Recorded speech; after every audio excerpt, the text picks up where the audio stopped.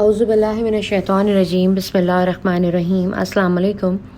قرآن مجید کا ایک سورہ ہے سورہ ولادیات، جس کا ترجمہ ہے کہ قسم ہے ان گھوڑوں کی جو پھنکارے مارتے ہوئے دوڑتے ہیں اور اپنی ٹاپوں کی ٹھوکروں سے چنگاریاں نکالتے ہیں اور پھر پاؤں پھٹے ہی حملہ کر دیتے ہیں اور اسی طرح گرد و غبار اڑاتے ہیں اور اسی حالت میں دشمن کے لشکر میں جا گھستے ہیں۔ قرآن مجید کے سورے کو پڑھ کر میرے ذہن میں یہ خیال آیا کہ وہ کون سے گھوڑے ہیں کہ جن کی ٹاپوں کی قسم خداوند متعال اپنے قرآن مجید میں کھا رہا ہے، تو فوراً اس کا جواب یہ بنتا ہے کہ وہ گھوڑے فقط وہ ہیں کہ جو راہ اسلام کے لیے دوڑتے تھے، جو اہل بیت کے گھوڑے ہوا کرتے تھے، اور یقیناً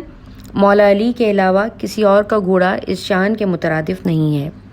جہاں بات اہل بیت کی آئے وہاں حسین کے راہوار بھی ہمارے سامنے سے گزرتے ہیں۔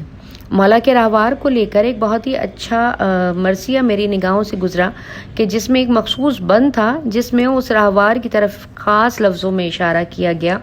اور جب ان لفظوں کو پڑھا جاتا ہے تو کہیں نہ کہیں ان کا ترجمہ سورہ ولادیات کے مترادف نظر آتا ہے۔ وہ اشعار جو ہیں آپ کی بیدار سماعتوں کو ہدیہ کرتی ہوں کہ کس طرح سے شبیر کا راہوار اس سفر تھا، یہ برق تھا، تارا تھا، ستارہ تھا، شرر تھا، جس کو نہ ہواؤں کا نہ صحراؤں کا ڈر تھا، چل جائے تو شمشیر تھا، ٹھہرے تو سپر تھا۔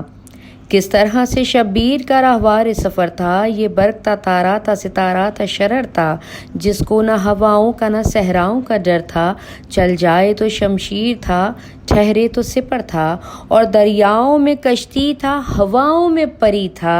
دریاؤں میں کشتی تھا، ہواؤں میں پری تھا، اور مولا کے رفیقوں میں 73واں یہی تھا۔ لبیک یا حسین۔